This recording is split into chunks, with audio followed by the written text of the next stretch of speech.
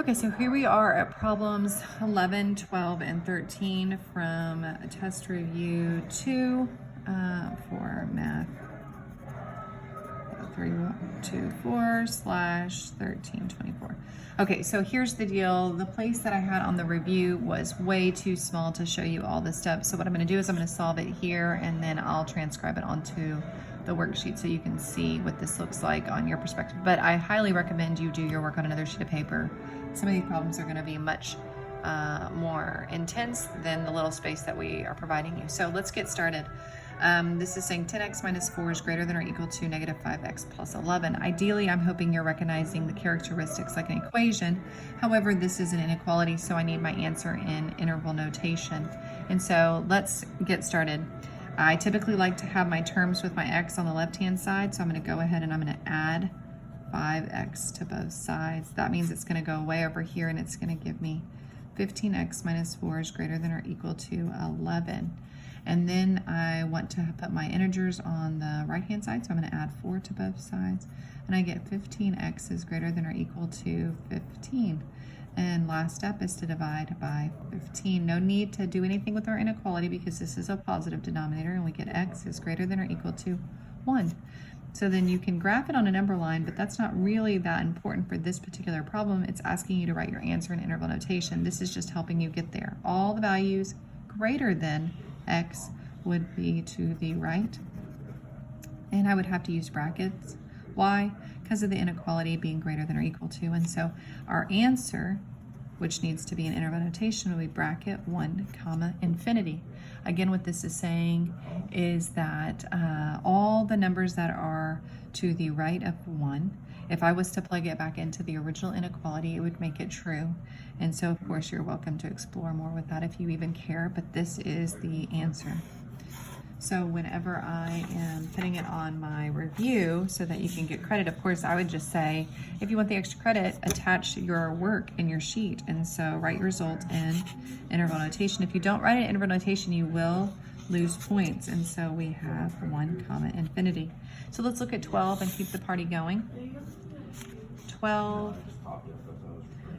has us using the distributive property, and we get negative 3x plus 12 is greater than 18. Again, my x term is already on the left-hand side, so it's not really worth moving it. Let me see if I can zoom in for you. It's not really worth moving it over, and so in this case, what I'm going to do is just subtract 12 from both sides. Subtract 12, subtract 12.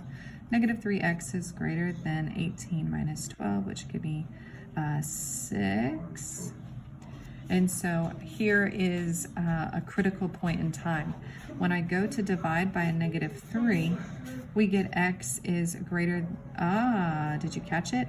Whenever you divide by a negative denominator, when you divide by a negative denominator, you need to switch your inequality.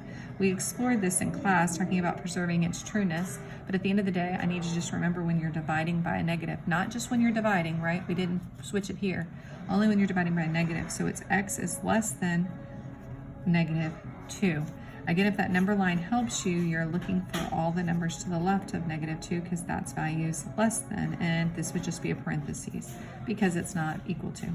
So my answer in interval notation would be negative infinity. I don't know, can you see that, guys? Negative infinity to negative 2 parentheses, and this is the answer. So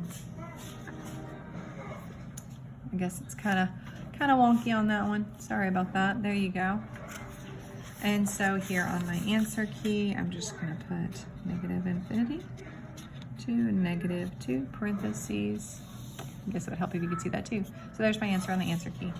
And so we get to our last inequality here, which is problem 13. So just give me a quick sec to shift it over for you and make sure you can see the problem in. There you go. So we have 13 minus 7x is less than 10x minus 4. I'm going to double check to make sure I transcribed it correctly, and I did. And so in this case, I'm going to move my 10x to the other side. So we get 13 minus 17x is less than negative 4. I'm going to move 13 over to the other side.